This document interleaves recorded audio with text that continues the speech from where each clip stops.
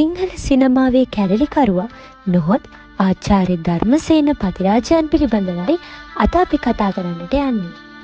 ශ්‍රී ලංකාවේදී පමණක් නොව ජාත්‍යන්තරයේදීද කීර්තියට පත් මහා සිනමා වේදිකයෙකු වන ධර්මසේන පතිරාජයන් සිංහල සිනමාවේ පෙරලිකාර යුගය නියෝජනය කිරීමට ප්‍රමුඛත්වය දුන් වම්මියුරේ නිර්මාණකරුවෙකි. පේරාදෙණිය දුම්රිය ස්ථානයට නුදුරු කුඩා කඳු ගැටයක තිබූ කුඩා නිවසක ජීවත් වූ පතිරාජ නවරත්න වන්නිනායක මුදියන්සේලාගේ ජෝර්ජ් ප්‍රේමචන්ද්‍ර සහ දෝන ලීලාවතී ගුණසිංහ යුවළට 1943 මාර්තු මාස 28 වනදා සිය 5 වන දරුවා ඉපදිනි. ඒ පිරිමි දරුවාට පෙළපත් ප්‍රකාරව පතිරාජ නවරත්න වන්නිනායක මුදියන්සේලාගේ රංජිත් ධර්මසේන හෙවත් ධර්මසේන පතිරාජ නාමය ලැබිණි. දුම්රිය නැවතුම ආසන්නය අදද දැකිය හැකි පේරාදෙණිය ද්විභාෂා කනිටු විදුහල ඔහුට ප්‍රාථමික අධ්‍යාපනය දිළින කළේය. කන්ද උඩරට පාඨශාලා අතරද මුදුන් මිනක් බඳ වූ ධර්මරාජ විදුහල ඔහුට ද්විතීක අධ්‍යාපනය දායාද කළ මහා තක්සලාවයි. ධර්මරාජ ශිඛරයේ බැස හන්තාන මිටියාවතෙහි සීසල් තක්ෂිලාව වෙත උසස් අධ්‍යාපනය පිණිස පිය නැගී ඒ 60 දශකයේ සිරිලක බොහෝ දෑ අලුත් කළ මංසලකි. 1963 සිට 1967 දක්වා ඒ සරසවි සිව් වසර යනු ධර්මසේන පතිරාජ නැවත ඉපදූ විශ්මිත අඩවියයි. පාසල් සමයේ සිටම වාමාංශික දේශපාලනයත් සමග ධර්මසේන පතිරාජයන්ට තිබුණේ ළඟම පිංගතුකම.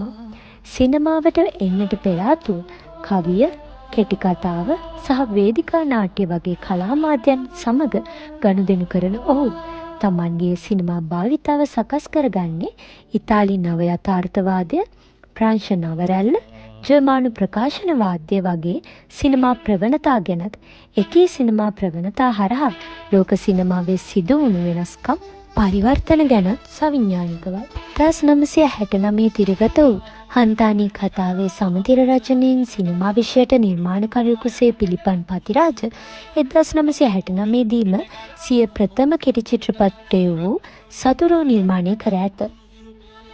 බිල්බාවෝ ජාත්‍යන්තර කෙටි චිත්‍රපට උළෙලෙහි හොඳම චිත්‍රපට 10 අතරට පැමිණීමට මේ සතුරෝ කෙටි චිත්‍රපටය සමත් විය. 1974 දී අහස් ගව්ව සමගින් ආචාර්ය පතිරාජයන් විසින් ලෙස්ටෝරියානු සුසුමාදර්ශය වෙනස් කරමින් ලාංකීය සිනමාවේ දෙවැනි කැරැල්ල ගසනු පෙනේ.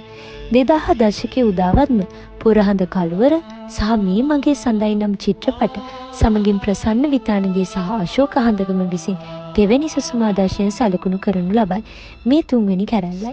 සියල්ල ඇරඹුණේ අහස් ගව්ව සමගිනි. හිස් පසුම්බිය, උණුසුම් මිත්‍රත්වය හා පිරුණු හෘද සාක්ෂිය අපේක්ෂා බරිත හෙට දවස එම චිත්‍රපටය අමුද්‍රව්‍ය වී තිබිණි.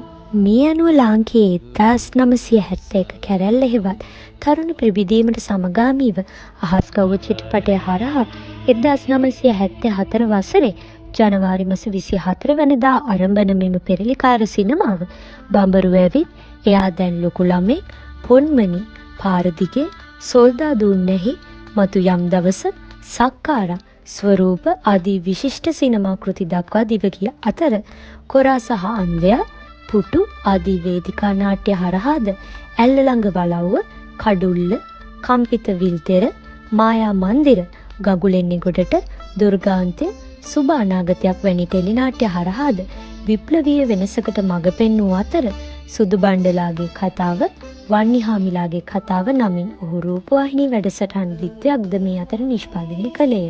ප්‍රසන්න විතානගේ අශෝක හඳගම සමගි යම් ප්‍රමාණයකට හෝ සිනමා ක්ෂේත්‍රයේ රැඳී සිටීමට පතිරාජයන්ට හැකි වූයේ ඔහුගේ නිර්මාණ කෞශල්‍ය බරපතල අභියෝග ගණනාවකට මුහුණ දෙන වටපිටාවකය. කෙසේ වුවද ලාංකීය සිනමාවේ නිර්මාණාත්මක පාර්ශවය තුළ දේශපාලනික මුහුණුවරකින් දිගින් දිගටම ප්‍රකාශයට පත් කළ ප්‍රමුඛතම සිනමාකරුවා වන්නේ ධර්මසේන පතිරාජයන්ය. සැබවින්ම ඔහුගේ අනන්‍යතාව රැඳී ඇත්තේ එතනය.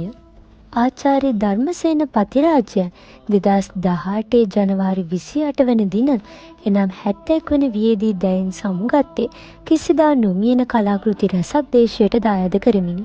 එසේම ඔහු දායාද කළ ඒ නිර්මාණ තව තවත් යුග ගණනාවක් නොමැකී පවතින බව නම් නොඅනුමානයි.